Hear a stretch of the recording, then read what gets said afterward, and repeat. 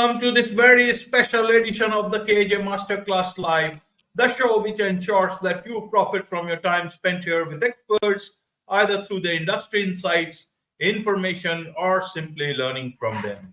And today we have Simon Luthi. He is the CEO and founder of Healthee.world, a unique wellness as a service software platform helping companies save money on healthcare costs. He's also the founder and chief wellness officer at Sacred Healing Company. Welcome to the show, Simon. Thanks, AJ. Thank you for having me. It's great to be here.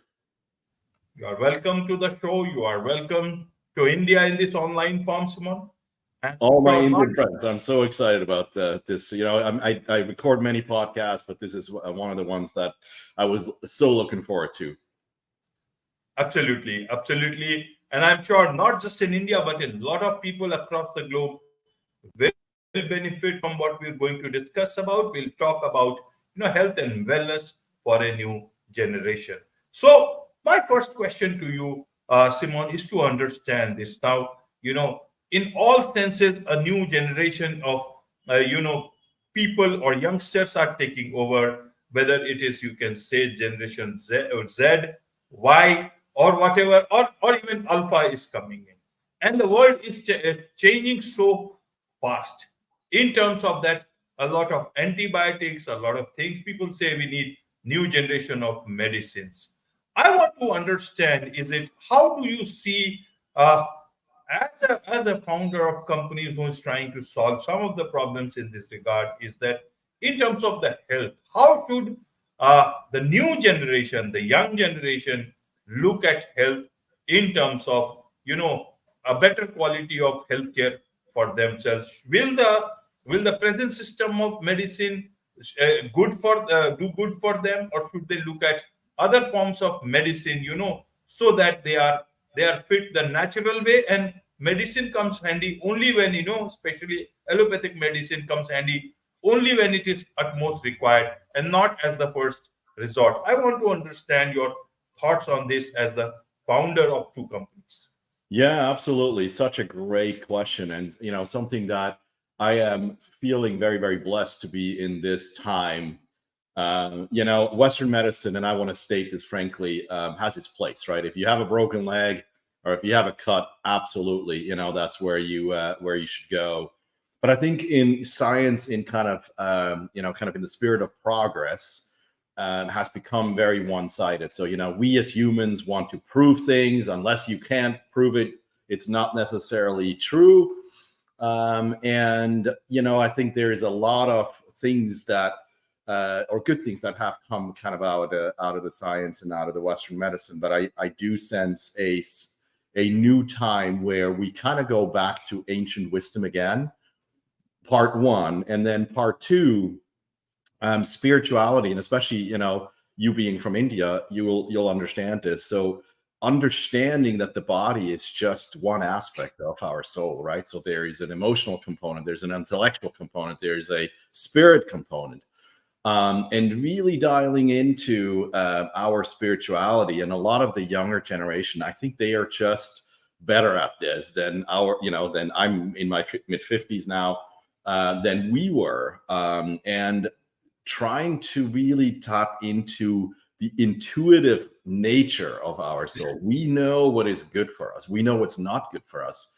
But, the news and medicine and all these, kind of channels that we're bombarded by is telling us, oh, you should not be doing this. You should be eating this. You should do.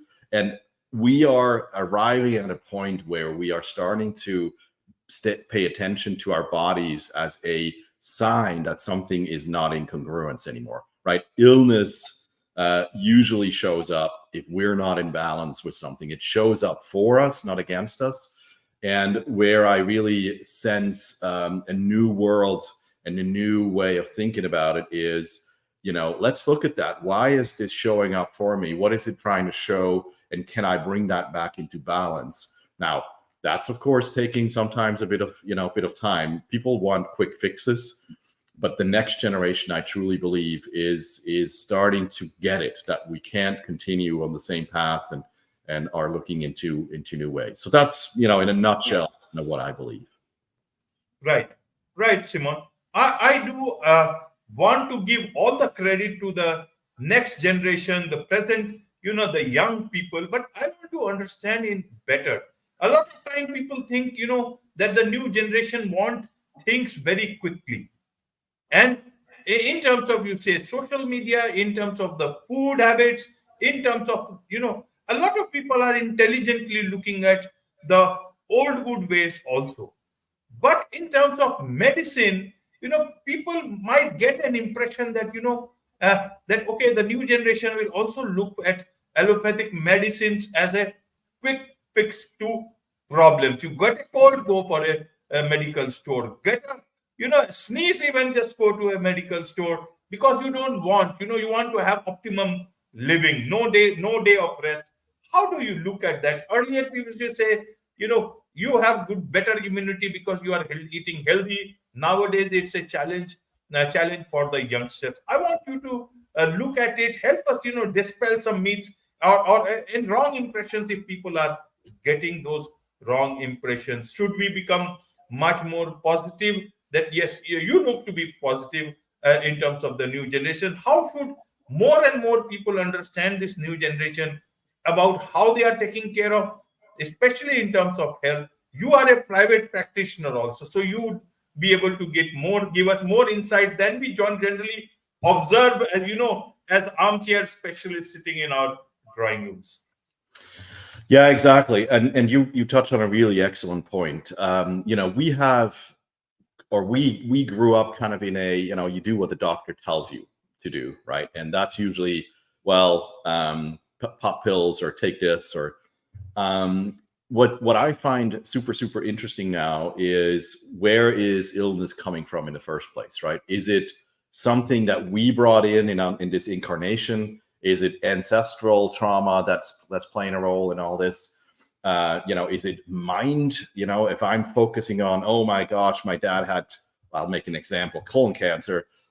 I'm more likely to have colon cancer, and you start bringing that into your mind. So, you start to manifest something that is actually not in your destiny, but because the mind starts to think about it, and you materialize thoughts into your cell structure.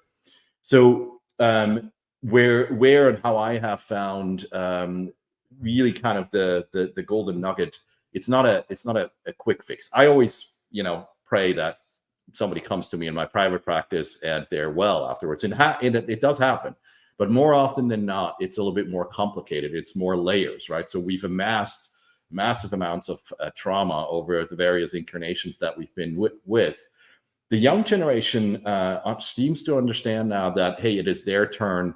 We have a saying here in America that says the buck stops with me, right? So we are the last generation that we're willing to carry this on, and really, by starting to clear a lot of this ancestral trauma and incarnational issues that we have been experiencing, now we can start to be free from this illness. And this is wisdom that our ancestors knew. This is a lot of the indigenous nations and tribes, bless them all, have known this for a long time.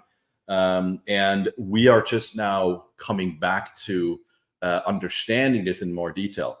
So to kind of, sum that up, is it's not so much about, so somebody comes in and says, I have a lump in my throat, for instance.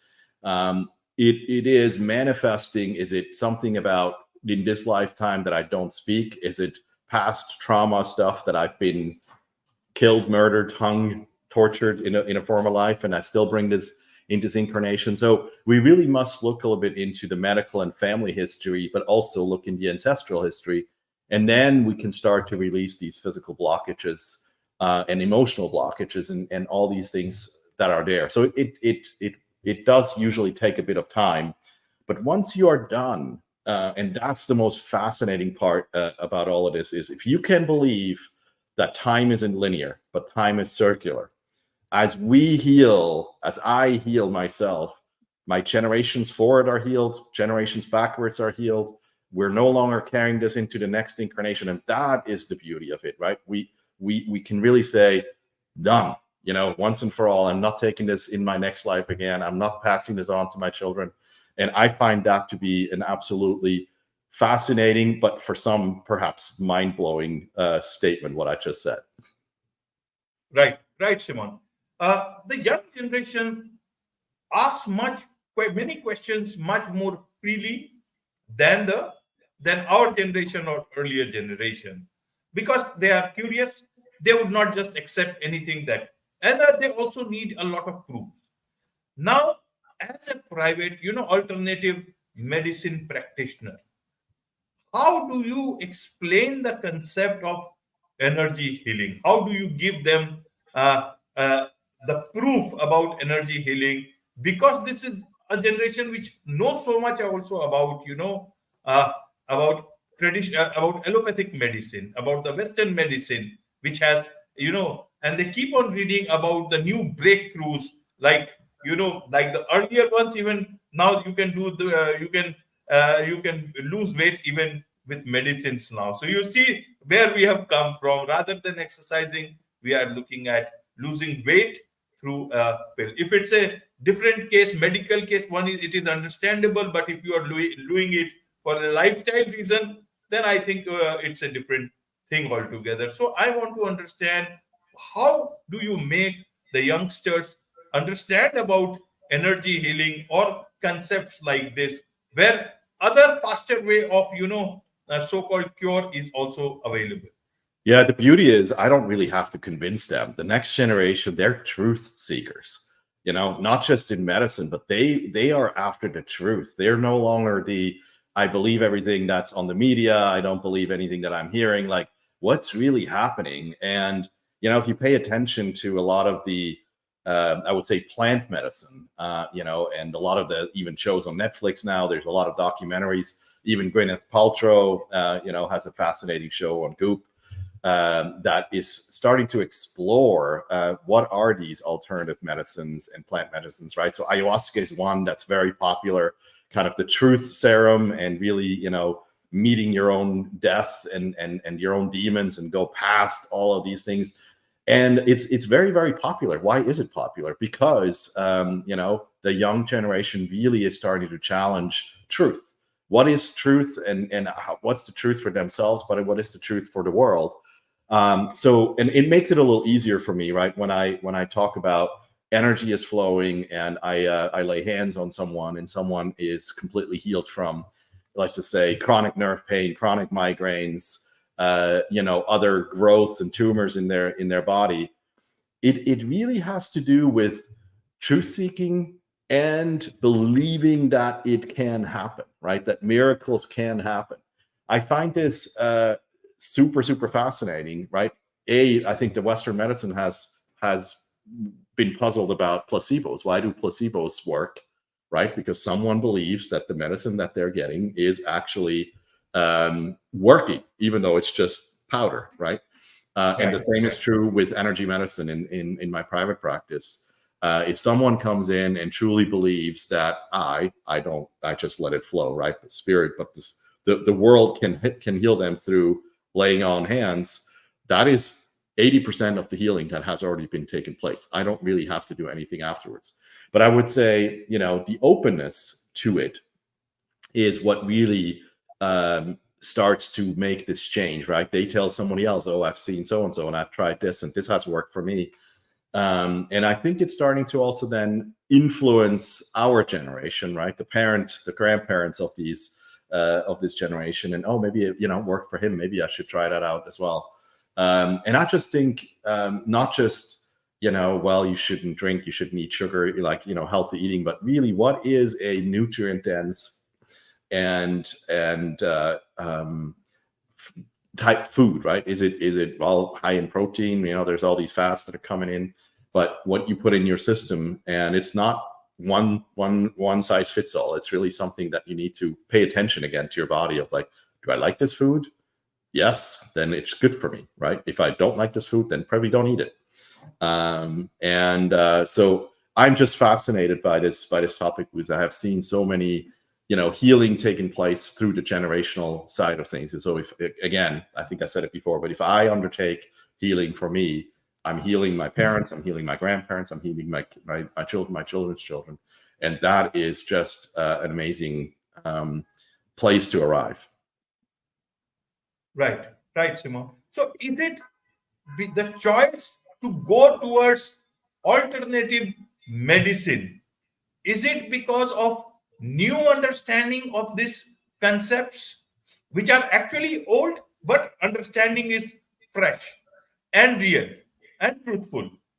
Or is it because the allopathic medicine, as you say about, you see, that the sincere and allopathic medicine lost its way? So sincerity is gone. So people think, why not try something which is at least going to be sincere to me? I can try it out. There is more proof now. How does a common person understand this?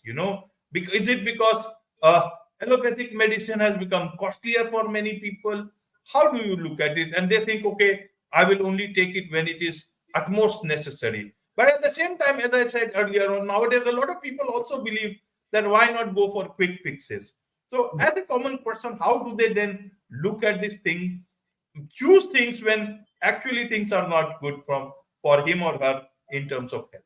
Yeah, great question. I have a really good friend of mine. He's an osteopathic doctor, and he calls himself doctor number 6. And what he means by that is by the time that someone comes to him, they have seen 5 other doctors before, right?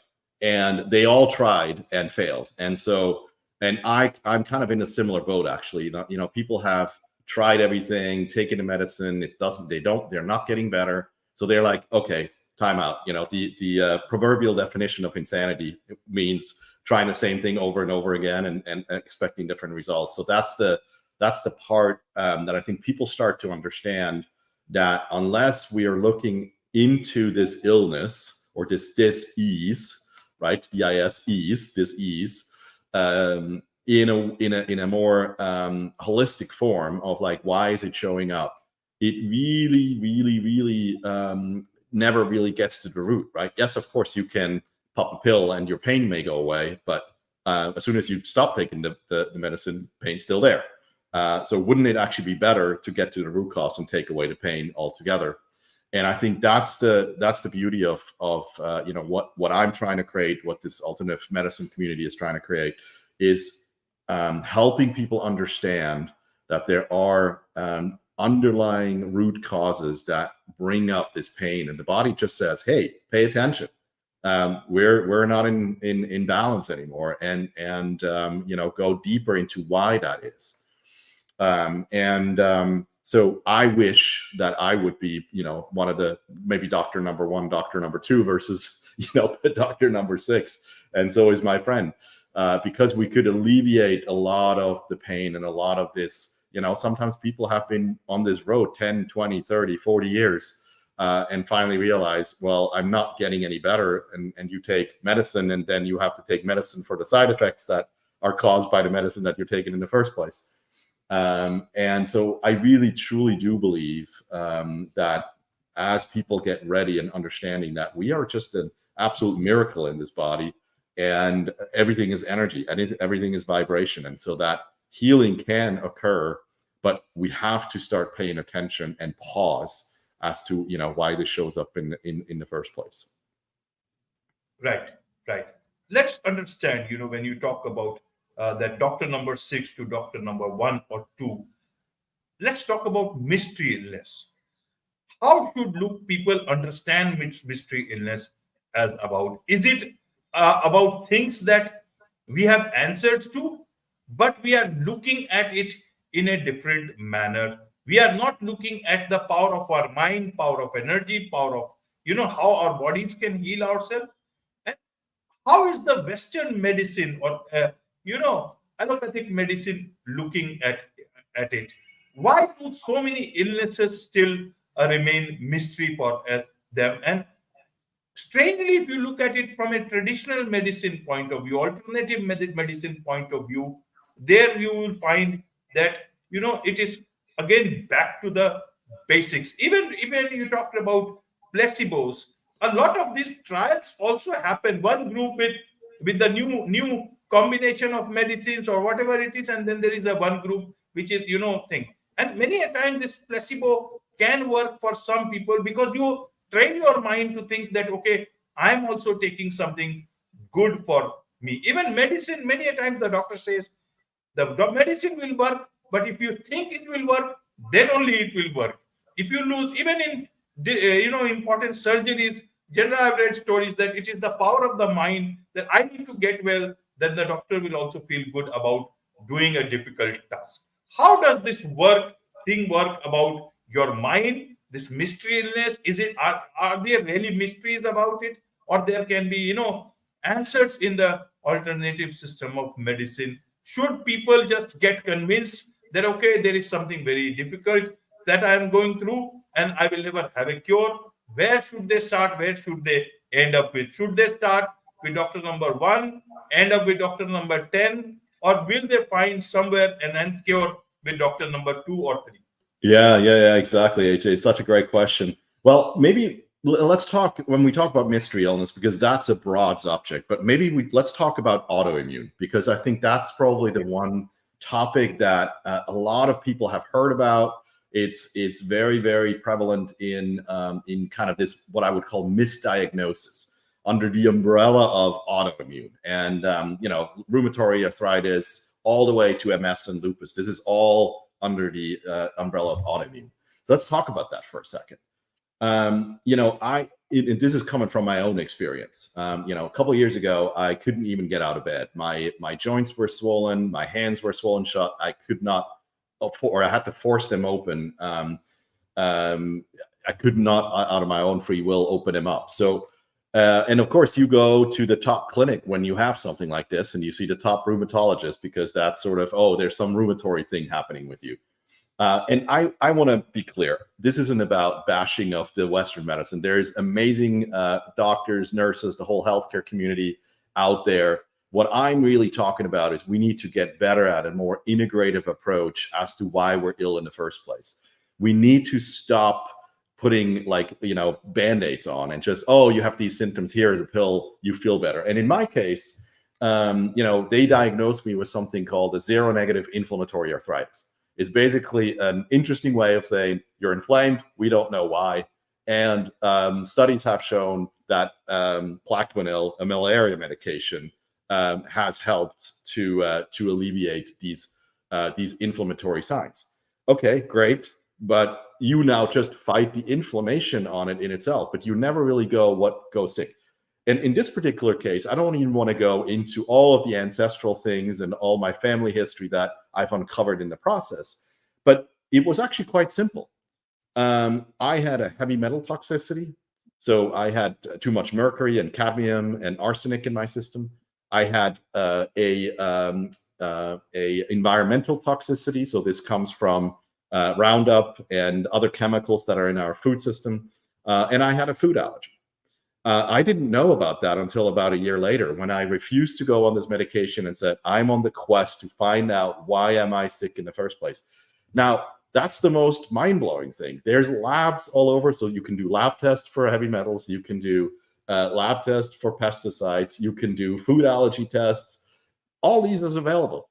What is mind-boggling to me is that most of these Western systems and our clinics don't run these tests. Why? I don't know. Maybe they don't know. Maybe they do know. And to make matters worse, a lot of these tests are not covered by insurance. So what do you do when you are on a low income budget you can't afford? Well, but for $10 or $5, you go get the pills done. So that is what's fundamentally wrong in the system. So I'm not talking about the people itself. I'm talking about the system that has to radically change. I then had to fly to Switzerland to have the right lab test done. But think of it. I spent, I don't know, maybe $2,000-$3,000 on tests and a clinic and a doctor that finally figured it out. I spent a couple more $1,000s on going through chelation therapy to get the heavy metals out, change my diet. I sit now in front of you, 7 years later. I don't take anything, and I'm as healthy as can be.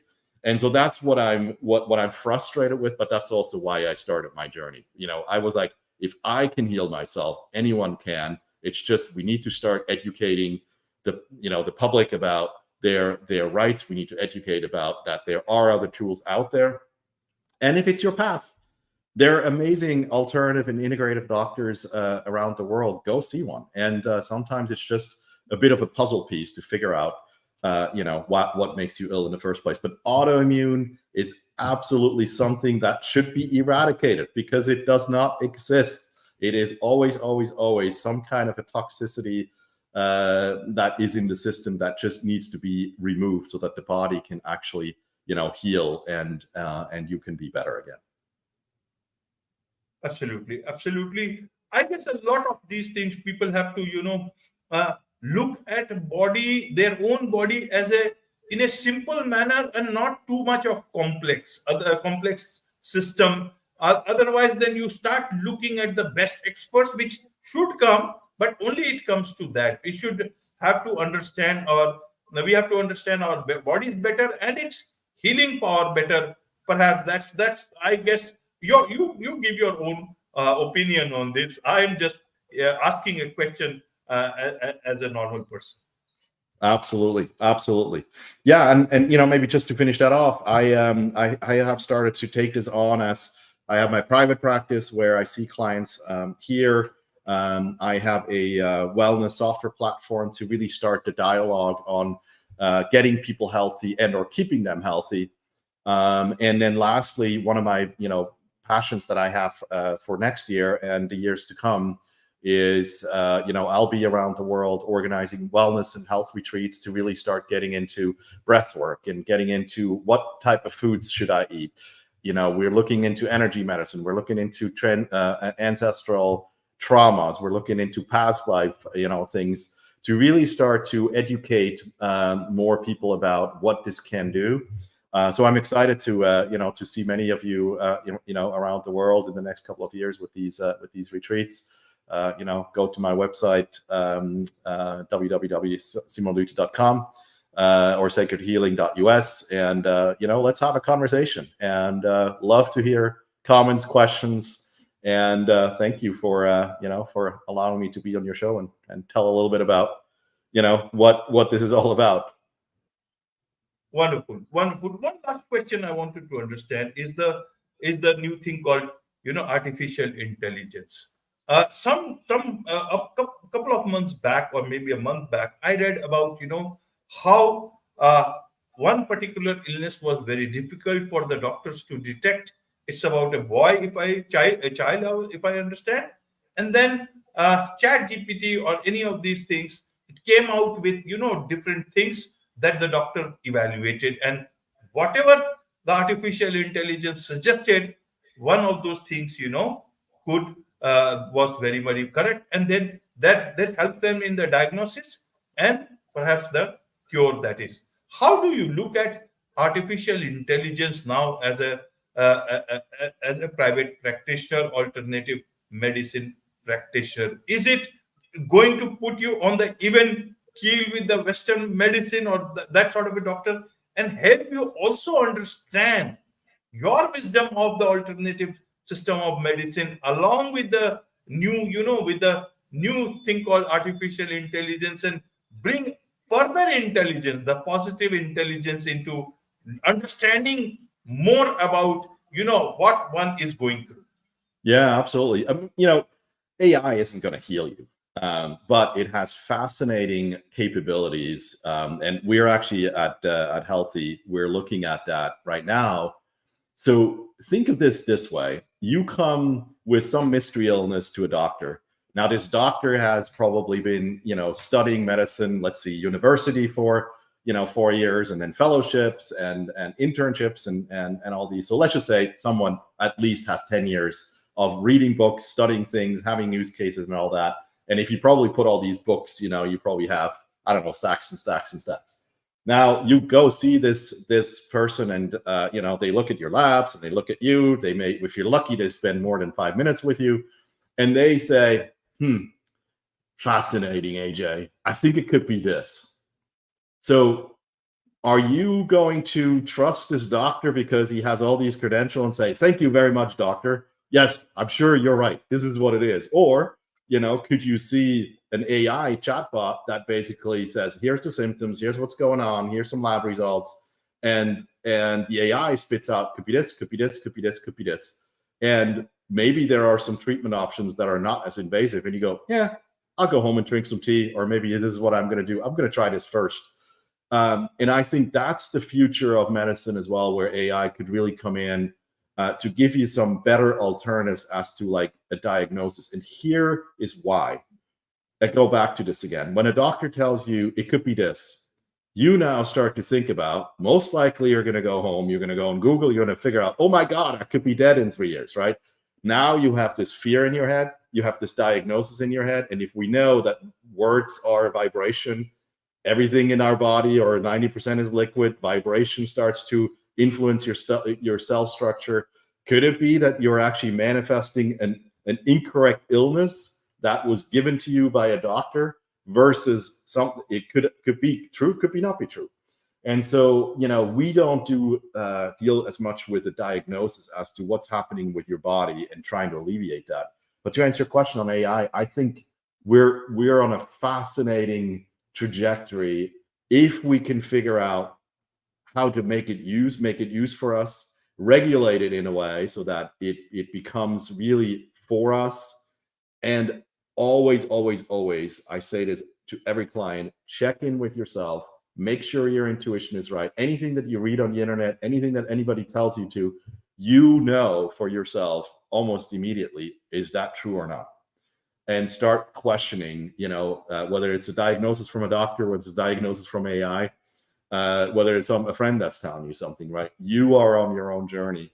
And that's probably the biggest gift we've been given is our intuition.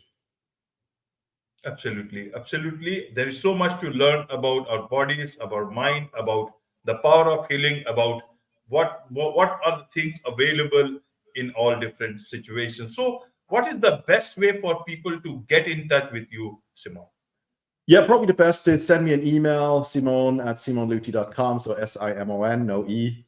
And or my website, www.simonluthi.com, and send me a note. That's probably the easiest way. And perhaps you can, post it in the comments as well for people to see. Absolutely. With this, it's a wrap on this very special edition of the KAJ Masterclass Live. Thank you so much indeed for joining us.